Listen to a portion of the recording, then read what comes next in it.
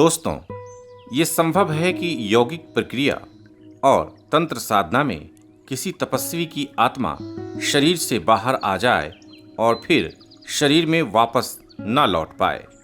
ऐसी स्थिति में शरीर की मृत्यु हो जाती है। ध्यान की गहनतम अवस्था में कई बार साधक की चेतना शरीर से अलग हो जाती है। ऐसी अवस्था में शरीर तो होता है, लेकिन उसमें प्राण ऊर्जा नहीं होती।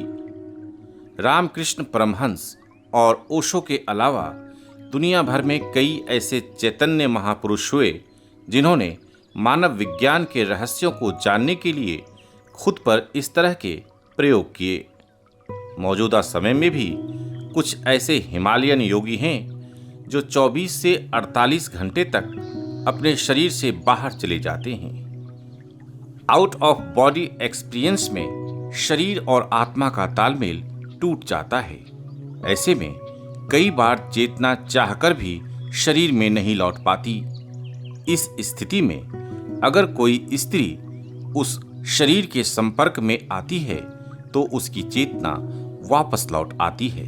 इसलिए जो योगी और तांत्रिक इस तरह के प्रयोग करते हैं, उनके साथ कोई न कोई स्त्री भी जरूर होती है।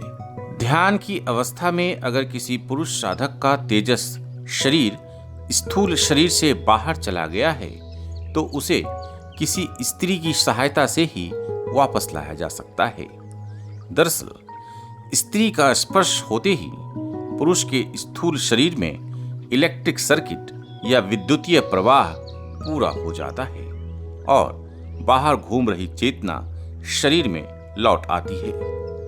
इसी तरह अगर किसी स्त्री साधक का सूक्ष्म शरीर बाहर चला गया है तो बिना पुरुष की सहायता के उसे लौटाया नहीं जा सकता। स्त्री के स्पर्श से पुरुष और पुरुष के संपर्क से स्त्री के शरीर में एक केमिकल रिएक्शन होता है जिसमें प्राण ऊर्जा जाग उठती है। योग विज्ञान में यह एक सहज घटना है। ध्यान की गहन अवस्था में साधक ऐसी स्थिति में पहुंच पाता है। अक्सर सिद्ध संत जब अपनी चेतना को शरीर से बाहर की यात्रा पर भेजते हैं तो उनके स्थूल शरीर की ऊर्जा और तापमान को मेंटेन रखने के लिए उनके शिष्य साधना में लीन हो जाते हैं। शरीर का तापमान 18 से 22 डिग्री के बीच मेंटेन रखा जाता है ताकि चेतना आसानी से शरीर में लौट सके।